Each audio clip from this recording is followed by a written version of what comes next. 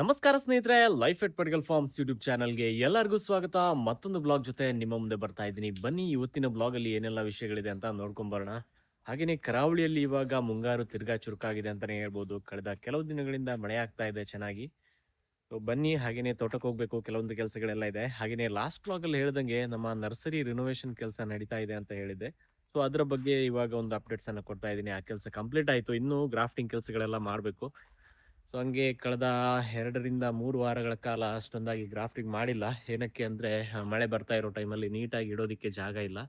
ಜಾಗ ಇತ್ತು ಬಟ್ ಆ ಜಾಗದಲ್ಲಿ ನೀರೆಲ್ಲ ಬಂದು ಗಿಡಗಳು ಸ್ವಲ್ಪ ಸಕ್ಸಸ್ ರೇಟ್ ಕಡಿಮೆ ಆಗ್ತಾ ಇತ್ತು. ಅದಕ್ಕೋಸ್ಕರ ನೀಟಾಗಿ ನರ್ಸರಿ ಸೆಟಪ್ ಆದ್ಮೇಲೆನೇ ಗ್ರಾಫ್ಟಿಂಗ್ ಮಾಡೋಣ ಅಂತ ಡಿಸೈಡ್ ಮಾಡಿದೆ. ಅದಕ್ಕೋಸ್ಕರ ಸೊ ಅದ್ರ ಬಗ್ಗೆ ಕೆಲವೊಂದು ಮಾಹಿತಿಗಳನ್ನ ಕೊಡ್ತೀನಿ, ಏನೆಲ್ಲ ಕೆಲಸಗಳಾಯ್ತು ಅಂತ.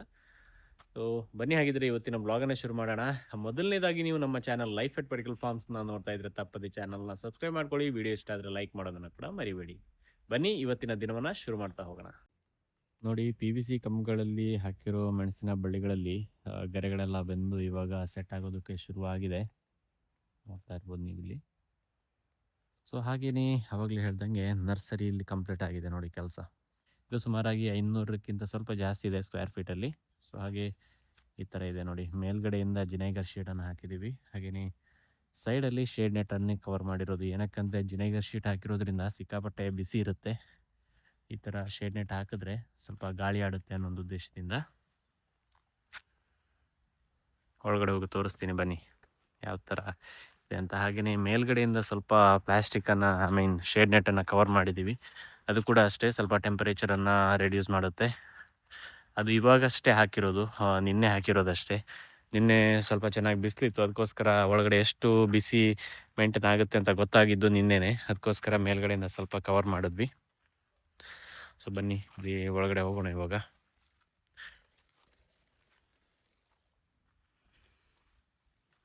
ನೋಡಿ ಈ ಥರ ಇದೆ ಇಲ್ಲಿ ಒಳಗಡೆ ಜಾಗ.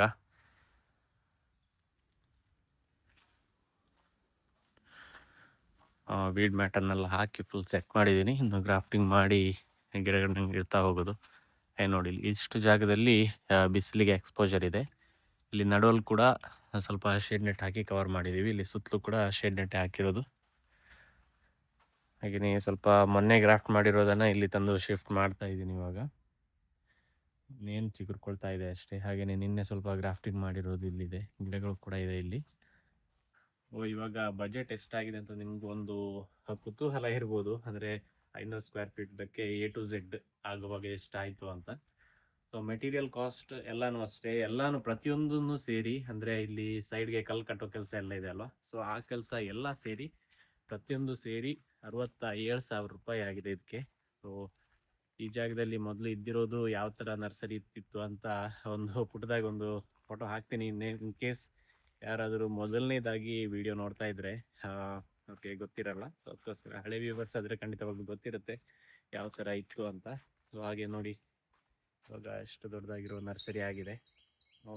ಇನ್ನು ಮಳೆಗಾಲದಲ್ಲಿ ಗಿಡಗಳನ್ನು ಇಡೋದಕ್ಕೆ ಏನು ಸಮಸ್ಯೆ ಇಲ್ಲ. ಮೊದಲಾದರೆ ಸ್ವಲ್ಪ ಸಮಸ್ಯೆ ಆಗ್ತಾ ಇತ್ತು. ಅಂದರೆ ನರ್ಸರಿ ಇದ್ರೂ ಕೂಡ ಅದರ ಕೆಳಭಾಗದಿಂದ ಗಿಡಗಳು ಇಟ್ಟಿರೋ ಕಡೆ ಎಲ್ಲ ನೀರೆಲ್ಲ ಬಂದಾಗ ಅದು ತುಂಬನೇ ಶೀತದ ವಾತಾವರಣ ಆಗಿ ಗಿಡಗಳು ಕೊಳ್ತೋಗ್ತಾ ಇತ್ತು ಗ್ರಾಫ್ಟ್ ಮಾಡಿರೋ ಜಾಗದಲ್ಲಿ. ಅದಕ್ಕೋಸ್ಕರ ಈ ಥರ ಪ್ಲ್ಯಾನ್ ಮಾಡಿರೋದು ಇವಾಗ. 2-3 ಮರಗಳಲ್ಲಿ ಕೊಳೆ ರೋಗ ಕಾಣಿಸ್ಕೊಂಡಿದೆ. ಅಡಿಕೆಗಳು ಬೀಳೋದಕ್ಕೆ ಶುರುವಾಗಿದೆ ಕೊಳೆ ರೋಗದಲ್ಲಿ. ಸೊ ಹಾಗೆ ಇವಾಗ ಸ್ವಲ್ಪ ಸ್ಪ್ರೇ ಮಾಡಬೇಕು ಅಂತ ಅಂದ್ಕೊಂಡಿದ್ದೀನಿ. ದೋಟಿಯ ಸಹಾಯದಿಂದ ರೋಗ ಬಂದಿರೋ ಮರಗಳಿಗೆ ಹಾಗೆಯೇ ಆ ಮರದ ಸುತ್ತಲಿನ ಮರಗಳಿಗೆ ಸ್ಪ್ರೇ ಕೊಡೋಣ ಅಂತ. ಸೊ ಬನ್ನಿ ಆ ಕೆಲಸವನ್ನು ಕಂಟಿನ್ಯೂ ಮಾಡಬೇಕು. ಫಸ್ಟ್ ಇವಾಗ ರನ್ನರ್ಸ್ ಬಳ್ಳಿಗಳನ್ನೆಲ್ಲ ತೊಗೊಂಬರ್ಬೇಕು. ಈ ವರ್ಷ ಮಳೆ ಕಡಿಮೆ ಅಂತ ಇದ್ರೂ ಕೂಡ ಕೊಳೆ ರೋಗಕ್ಕೇನು ಅದೇನು ಅನಿಸಿಲ್ಲ. ಏನಕ್ಕೆ ಅಂದರೆ ನನಗೆ ಗೊತ್ತಿಲ್ಲ, ಕೆಲವೊಂದು ಬಾರಿ ಸ್ಪ್ರೇ ಮಾಡುವಾಗ ಒಂದು ಸೈಡಿಂದ ಏನಾದರೂ ಬಾಕಿ ಆದರೆ ಅಂಥ ಜಾಗಗಳಿಗಂತೂ ಬೇಗನೆ ಬಂದ್ಬಿಡುತ್ತೆ. ಅದಕ್ಕೋಸ್ಕರ ಕೆಲವೊಂದು ಬಾರಿ ಹಳೆ ತೋಟಗಳಲ್ಲೂ ಅಷ್ಟೇ, ಗಿಡಗಳಲ್ಲೂ ಅಷ್ಟೇ ಬರೋ ಚಾನ್ಸಸ್ ಇರುತ್ತೆ ಕರೆಕ್ಟಾಗಿ ಬಿದ್ದಿಲ್ಲ ಅಂದರೆ. ಇವಾಗ ತಿರ್ಗಾ ಮಳೆ ಬರೋ ಥರ ಕಾಣಿಸ್ತಾ ಇದೆ. ಬೇಗನೆ ಇವಾಗ ರನ್ನರ್ಸ್ ಬಳ್ಳಿಗಳನ್ನು ತಗೊಂಡು ಹೋಗ್ಬೇಕು. ಆಮೇಲೆ ಸಿಗ್ತೀನಿ. 4-5 ಮರಗಳಲ್ಲಿ ಕೊಳೆ ರೋಗ ಕಾಣಿಸ್ಕೊಂಡಿತ್ತು. ಅದಕ್ಕೋಸ್ಕರ ಬೇಕಾಗಿರೋ ಜಾಗಗಳಿಗೆ ಪಂಪ್ ಹಾಗೆಯೇ ಔಷಧಿನ ತಗೊಂಡು ಹೋಗ್ಬೇಕಿತ್ತು. ಅದಕ್ಕೋಸ್ಕರ ಒಂದು 25 ಮೀಟರ್ನ ಹಳೆ ಪೈಪ್ ಹೊಂದಿತ್ತು, ಹೋಸ್ ಸ್ಪ್ರೇ ಪೈಪ್. ಅದಕ್ಕೆ ಕಂಟ್ರೋಲನ್ನೆಲ್ಲ ಸಿಕ್ಸೋ ಕೆಲಸವನ್ನು ಇವಾಗ ಮಾಡ್ತಾ ಇದ್ದೀನಿ. ಏನಕ್ಕಂತ ಹೇಳಿದ್ರೆ ಒಂದು ಜಾಗದಲ್ಲಿ ಔಷಧಿಯನ್ನು ಮಾಡಿ ಆಮೇಲೆ ಪ್ರತಿಯೊಂದು ರೋಗ ಇರೋ ಮರದ ಕಡೆಗೆ ತಗೊಂಡು ಹೋಗಬೇಕಾಗತ್ತೆ. ಇವಾಗ ವಿಡಿಯೋದಲ್ಲಿ ತೋರಿಸ್ತಾ ಇರೋ ಅಡಿಕೆ ಮರ ಇದೆ ಅಲ್ವಾ, ಇದರಲ್ಲಿ ಕಳೆದ ವರ್ಷ ಕೂಡ ಕೊಳೆ ರೋಗ ಬಂದಿತ್ತು. ಕರೆಕ್ಟಾಗಿ ನೆನಪಿದೆ ನನಗೆ. ಇದು 2ನೇ ವರ್ಷ ಸತತವಾಗಿ ರೋಗ ಬರ್ತಾ ಇರೋದು. ಕಳೆದ ವರ್ಷವೂ ಅಷ್ಟೇ ಒಂದು ಗೊನೆ ಕಂಪ್ಲೀಟಾಗಿ ಹೋಗಿತ್ತು ಕೊಳೆ ರೋಗದಲ್ಲಿ. ಈ ಬಾರಿನೂ ಅದೇ ಥರ ಆಗೋ ಥರ ಕಾಣಿಸ್ತಾ ಇದೆ. ಏನಕ್ಕೆಂದರೆ 8ರಿಂದ 10 ಅಡಿಕೆ ಆಲ್ರೆಡಿ ಬಿದ್ದಾಗಿದೆ. ಇನ್ನು ಇವತ್ತು ಬ್ಲೈಟೆಕ್ ಸ್ಪ್ರೇ ಮಾಡೋದಕ್ಕೆ ಆಗುತ್ತೋ ಇಲ್ವೋ ಗೊತ್ತಿಲ್ಲ. ಏನಕ್ಕಂದರೆ ಆಗಾಗ ಮಳೆ ಆಗ್ತಾ ಇದೆ. ಅಟ್ಲೀಸ್ಟ್ ಒಂದು ಅರ್ಧ ಗಂಟೆ ಆದರೂ ಸಿಕ್ಕಿದ್ರೆ ಹೆಲ್ಪ್ ಆಗುತ್ತೆ ಬ್ಲೈಟೆಕ್ ಸ್ಪ್ರೇ ಮಾಡಿದಾಗ. ಅದಕ್ಕೋಸ್ಕರ ಯೋಚನೆ ಮಾಡ್ತಾ ಇದ್ದೀನಿ. ಇವಾಗ ತಿರ್ಗಾ ಮೋಡ ಹಾಕೋದಕ್ಕೆ ಶುರುವಾಯಿತು. ಎಲ್ಲ ತಯಾರಿಯನ್ನು ಮಾಡ್ಕೊಂಡಾಗ ತಿರ್ಗಾ ಮಳೆ ಬರೋದಕ್ಕೂ ಶುರುವಾಯಿತು. ಅದಕ್ಕೋಸ್ಕರ ಸ್ಪ್ರೇಯಿಂಗ್ ಕೆಲಸವನ್ನು ನಾಳೆ ಕಂಟಿನ್ಯೂ ಮಾಡೋಣ ಅಂತ ಡಿಸೈಡ್ ಮಾಡಿದ್ವಿ. ಏನಕ್ಕಂದರೆ ಈ ಥರ ಮಳೆ ಬರ್ತಾ ಇರೋ ಟೈಮಲ್ಲಿ ಸ್ಪ್ರೇ ಮಾಡಿದ್ರೂ ಯೂಸ್ ಇಲ್ಲ, ಗೊನೆಯಿಂದ ನೀರು ಬೀಳ್ತಾ ಏನಿದೆ. ಅದಕ್ಕೋಸ್ಕರ ನಾಳೆ ಬ್ಲಾಗನ್ನು ಕಂಟಿನ್ಯೂ ಮಾಡ್ತೀನಿ. ವೆಲ್ಕಮ್ ಬ್ಯಾಕ್ ಸ್ನೇಹಿತರೆ. ನಿನ್ನೆ ಬ್ಲಾಗನ್ನು ಶುರು ಮಾಡಿದ್ದೆ. ಹಾಗೆಯೇ ತೋಟದಲ್ಲಿ ಕೆಲವೊಂದು ಮರಗಳಲ್ಲಿ ಕೊಳೆ ರೋಗ ಆಲ್ರೆಡಿ ಕಾಣಿಸ್ಕೊಂಡಿದೆ. ಅದಕ್ಕೋಸ್ಕರ ಸ್ಪ್ರೇ ಮಾಡಬೇಕು ಅಂತ ಅಂದ್ಕೊಂಡ್ವಿ. ಬಟ್ ವಿಷಯ ಏನಂದರೆ ನಿನ್ನೆ ಸ್ವಲ್ಪ ಕೂಡ ಬ್ರೇಕೇ ಇರಲಿಲ್ಲ ಮಳೆಗೆ, ಸ್ಪ್ರೇ ಮಾಡೋದಕ್ಕಾಗಿಲ್ಲ. ಅದಕ್ಕೋಸ್ಕರ ಇವತ್ತು ಶುರು ಮಾಡ್ತಾ ಇದ್ದೀವಿ ಇವಾಗ. ಅಯ್ಯೋ ಬಿಸಿಲೇನೂ ಇಲ್ಲ, ಬಟ್ ಮೋಡ ಕವಿದ ವಾತಾವರಣ ಇದೆ. ಅದಕ್ಕೋಸ್ಕರ ಬ್ಲೈಟೆಕ್ ಸ್ಪ್ರೇ ಮಾಡೋಣ ಅಂತ ರೋಗ ಇದ್ದಿರೋ ಮರಗಳನ್ನು ನೋಡಿ ಅದಕ್ಕೆ ಹಾಗೆಯೇ ಅದರ ಅಕ್ಕಪಕ್ಕದ ಮರಗಳಿಗೆ ಸ್ಪ್ರೇ ಮಾಡ್ಕೊಂಡು ಹೋಗ್ತಾ ಇದ್ದೀವಿ. ಇವಾಗ ಆ್ಯಕ್ಚುಲಿ ಹೇಳಬೇಕಂದ್ರೆ ಸೆಕೆಂಡ್ ಸ್ಪ್ರೇ ಮಾಡಿ 30 ದಿನ ಕೂಡ ಆಗಿಲ್ಲ. ಬಟ್ ಕೆಲವೊಂದು ಮರಗಳಲ್ಲಿ ಆಲ್ರೆಡಿ ಕಾಣಿಸ್ಕೊಂಡಿದೆ ರೋಗ. ಅದು ಕೆಲವೊಂದು ಬಾರಿ ಸ್ಪ್ರೇ ಕರೆಕ್ಟಾಗಿ ಬಿದ್ದಿಲ್ಲದೆ ಇರೋ ಚಾನ್ಸಸ್ ಕೂಡ ಇರುತ್ತೆ. ಸೊ ಅಂಥ ಸಿಚುವೇಷನಲ್ಲಿ ಕಂಟಿನ್ಯೂಸ್ ಮಳೆ ಬರುವಾಗ ಬಂದೇ ಬರುತ್ತೆ, ಏನೂ ಮಾಡೋದಕ್ಕಾಗಲ್ಲ. ಸೊ ಪ್ರತಿ ವರ್ಷವೂ ಅಷ್ಟೇ ಒಂದಲ್ಲ ಒಂದು ಕಾರಣಕ್ಕೆ ಕೊಳೆ ರೋಗ ಕಾಣಿಸ್ಕೊಳ್ಳುತ್ತೆ. ಹಳೆ ತೋಟಗಳಲ್ಲಿ ಸ್ವಲ್ಪ ಬೇಗನೆ ಕಾಣಿಸ್ಕೊಳ್ಳುತ್ತೆ. ಯಾಕಂದರೆ ಎಡೆಗಿಡಗಳು ಹಾಗೆಯೇ ಬಾಳೆ ಎಲ್ಲ ಇರೋ ಟೈಮಲ್ಲಿ ಸ್ವಲ್ಪ ಬೇಗನೆ ಬರುತ್ತೆ. ಹಾಗೆಯೇ ತೋಟದಲ್ಲಿ ಹಳೆ ತೋಟಗಳಲ್ಲಿ ಸ್ವಲ್ಪ ನೀರು ಕೂಡ ನಿಲ್ಲುತ್ತೆ ಮಳೆ ಕಂಟಿನ್ಯೂಸ್ ಆಗಿ ಬರ್ತಾ ಇರೋ ಟೈಮಲ್ಲಿ. ಅದಕ್ಕೋಸ್ಕರ ಹಾಗೆಯೇ ನೋಡಿ ನಾನೊಂದು ಮರದ ಪಕ್ಕ ನಿಂತಿದ್ದೀನಿ ಇವಾಗ. ಇದರಲ್ಲಿ ಕೊಳೆ ರೋಗ ಆಲ್ರೆಡಿ ಇನ್ಫೆಕ್ಟೆಡ್ ಆಗಿ 2 ವೀಕ್ಸ್ ಮುಂಚೆನೇ ಒಂದು 2 ಅಡಿಕೆ ಬಿದ್ದಿತ್ತು. ಸೊ ಆವಾಗಲೇ ಸ್ಪ್ರೇ ಮಾಡಿದ್ವಿ. ಬಟ್ ಇವಾಗ ಈ ವಾರದ ಮಳೆಗೆ ಅದು ಅಲ್ಲಿಗೆ ಕಂಟ್ರೋಲ್ ಆಗಿಲ್ಲ. ತಿರ್ಗಾ ಜಾಸ್ತಿಯಾಗಿ ಒಂದು ಗೊನೆಯಲ್ಲಿ ಇದ್ದಿರೋ ಅಡಿಕೆ ಎಲ್ಲ ಬಿದ್ದೋಗಿದೆ. ಇವಾಗ ತೋರಿಸಿ ನೋಡಿ, ಇದೆಲ್ಲ ಇವಾಗ ಕೊಳೆ ರೋಗದಿಂದ ಬಿದ್ದಿರೋ ಅಡಿಕೆ. ಇದಕ್ಕೆ ಇವಾಗ ಬ್ಲೈಟೆಕ್ಸನ್ನು ಸ್ಪ್ರೇ ಮಾಡ್ತಾ ಇರೋದು. ಅರೌಂಡ್ ಒಂದು 1 ಲೀಟರ್ಗೆ 3 ಗ್ರಾಮ್ ಆಗುವಷ್ಟು ಬ್ಲೈಟೆಕ್ಸನ್ನು ಸೇರಿಸಿ ಸ್ಪ್ರೇ ಮಾಡ್ತಾ ಇದ್ದೀವಿ. ಏನಕ್ಕೆ ಅಂದರೆ ಇವಾಗ ಜಾಸ್ತಿಯಾಗಿ ಬಿಸಿಲಿಲ್ಲ, ಮಳೆ ಬರೋ ಥರನೇ ಇದೆ, ಮೋಡ ಹಾಕ್ಕೊಂಡಿದೆ ನೋಡಿ. ಅದಕ್ಕೋಸ್ಕರ ಬೋರ್ಡೋ ಸ್ಪ್ರೇ ಮಾಡಿದ್ರೆ ಅದು ಒಣಗುವಷ್ಟು ಟೈಮ್ ಸಿಗಲ್ಲ. ಅಟ್ಲೀಸ್ಟ್ ಬ್ಲೈಟೆಕ್ಸ್ ಆದರೆ ಸ್ಪ್ರೆಡ್ ಆಗೋದನ್ನೇ ಅವಾಯ್ಡ್ ಮಾಡುತ್ತೆ ಅದು. ಅದಕ್ಕೋಸ್ಕರ ನೋಡಿ, ಇದರಲ್ಲಿ ಇದ್ದಿರೋದು ರೋಗ ಒಂದು ಗೊನೆ ಕಂಪ್ಲೀಟಾಗಿ ಖಾಲಿ ಆಗಿಬಿಟ್ಟಿದೆ.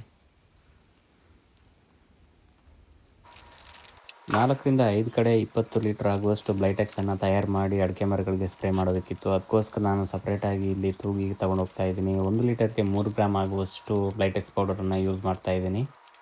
ಇವಾಗ ರೋಗ ಬಂದಿರೋ ಮರಗಳಿಗೆ ಬ್ಲೈಟೆಕ್ಸ್ ಸ್ಪ್ರೇ ಮಾಡೋ ಕೆಲಸ ಆಯಿತು. ಹಾಗೆಯೇ ಇವಾಗ ನೆಕ್ಸ್ಟ್ ಇರೋದು ಕಾಳು ಮೆಣಸಿನ ಬಳ್ಳಿಗಳಿಗೆ ಬೋರ್ಡೋ ಸ್ಪ್ರೇ ಮಾಡೋ ಕೆಲಸ ಬಾಕಿ ಇದೆ. ಸೊ ಅದನ್ನು ಶುರು ಮಾಡಿದ್ದೀವಿ ಈಗ ಆಲ್ರೆಡಿ. ನಿಮ್ಮಲ್ಲೂ ಅಷ್ಟೇ ಕಾಳು ಮೆಣಸಿನ ಬಳ್ಳಿಗಳಿಗೆ ಸ್ಪ್ರೇಯಿಂಗ್ ಕೆಲಸ ಇನ್ನೂ ಶುರು ಮಾಡಿಲ್ಲ ಅಂತಾದರೆ ಶುರು ಮಾಡೋದು ಒಳ್ಳೆಯದು ಅಂತ ಒಂದು ನನ್ನ ಅನಿಸಿಕೆ. ಏನಕ್ಕೆ ಅಂತ ಹೇಳಿದ್ರೆ ಇವಾಗ ಸಾಕಷ್ಟು ಮಳೆ ಆಗಿದೆ. ಜುಲೈ ತಿಂಗಳಲ್ಲಿ ಏನೂ ಜಾಸ್ತಿಯಾಗಿ ಏನೂ ಕೊರತೆ ಆಗಿಲ್ಲ, ಚೆನ್ನಾಗಿ ಮಳೆ ಆಗಿದೆ. ಸೊ ಹಾಗೆಯೇ ಬ್ಲ್ಯಾಕ್ ಸ್ಪಾಟ್ ಡಿಸೀಸ್ ಬರೋ ಚಾನ್ಸಸ್ ಜಾಸ್ತಿಯಾಗೇ ಇರುತ್ತೆ ಇನ್ನು ಮುಂದಿನ ದಿನಗಳಲ್ಲಿ ಕಾಳು ಮೆಣಸಿನ ಬಳ್ಳಿಗಳಿಗೆ ಬೋರ್ಡೋ ಸ್ಪ್ರೇ ಮಾಡಿಲ್ಲ ಅಂತಾದರೆ. ಅದನ್ನು ಮೊದಲನೇದಾಗಿ ಯಾವ ಥರ ನಾವು ಕಂಡುಹಿಡಿಬೋದು ಅಂತ ಹೇಳಿದ್ರೆ, ಈ ಥರ ರನ್ನರ್ಗಳಿರುತ್ತಲ್ವ, ತೋಟದಲ್ಲೆಲ್ಲ ಹೋಗಿರೋ ರನ್ನರ್ಗಳಿರುತ್ತೆ. ಸೊ ಅದರ ಎಲೆಗಳಲ್ಲಿ ಎಲ್ಲಾದರೂ ಬ್ಲ್ಯಾಕ್ ಪ್ಯಾಚಸ್ ಕಾಣಿಸೋದಕ್ಕೆ ಶುರು ಆಯಿತು ಅಂತಾದರೆ ನೀವು ಇಮಿಡಿಯೇಟಾಗಿ ಸ್ಪ್ರೇಯಿಂಗ್ ಕೆಲಸವನ್ನು ಶುರು ಮಾಡೋದು ಬೆಟರ್ ಅಂತ ಒಂದು ನಾವು ತಿಳ್ಕೊಬೇಕು ಅದನ್ನು. ಏನಕ್ಕೆ ಅಂದರೆ ನೆಕ್ಸ್ಟ್ ಅದು ಬಳ್ಳಿಗಳಿಗೆ ಸ್ಪ್ರೆಡ್ ಆದರೆ ಆವಾಗ ನೆಕ್ಸ್ಟ್ ನಮಗೆ ಕಂಟ್ರೋಲ್ ಮಾಡೋದು ಕಷ್ಟ ಆಗಿಬಿಡುತ್ತೆ. ಈ ಒಂದು ಬಳ್ಳಿಯಲ್ಲಿ ಆಗ ಕಾಣಿಸ್ತು ಆ ಕಡೆ, ಅದನ್ನು ತೋರಿಸ್ತೀನಿ ಬನ್ನಿ. ನೋಡಿ, ಇಲ್ಲಿ ಕಾಣಿಸ್ತಾ ಇದೆಯಾ, ಎಲೆ ಮೇಲೆ ಬ್ಲ್ಯಾಕ್ ಸ್ಪಾಟ್ ಕಾಣಿಸ್ತಾ ಇದೆ. ಇದು ರನ್ನರ್ ಬಳ್ಳಿಗಳು ನೆಲದಲ್ಲಿ ಹಬ್ಬಿರೋದು. ಸೊ ಅದರಲ್ಲಿ ಇನಿಷಿಯಲ್ ಆಗಿ ಕಾಣಿಸೋದಕ್ಕೆ ಶುರುವಾಗುತ್ತೆ. ಸೊ ಇಂಥ ಬಳ್ಳಿಗಳೆಲ್ಲಾದರೂ ಕಾಣಿಸೋದಕ್ಕೆ ಸಿಕ್ಕಿದ್ರೆ, ಇದು ಇಲ್ಲೂ ಒಂದಿದೆ. ಸೊ ಈ ಥರ ಬ್ಲ್ಯಾಕ್ ಸ್ಪಾಟ್ ಕಾಣಿಸೋದಕ್ಕೆ ಶುರು ಆಯಿತು ಅಂತಾದರೆ ಇಮಿಡಿಯೇಟಾಗಿ ನಾವು ಬೋರ್ಡೋ ಸ್ಪ್ರೇಯನ್ನು ಮಾಡಲೇಬೇಕು. ಇಲ್ಲಾಂದರೆ ಬಳ್ಳಿಗಳಿಗೆ ಹಬ್ಬೋ ಚಾನ್ಸಸ್ ಇರುತ್ತೆ. ಅದಕ್ಕೋಸ್ಕರ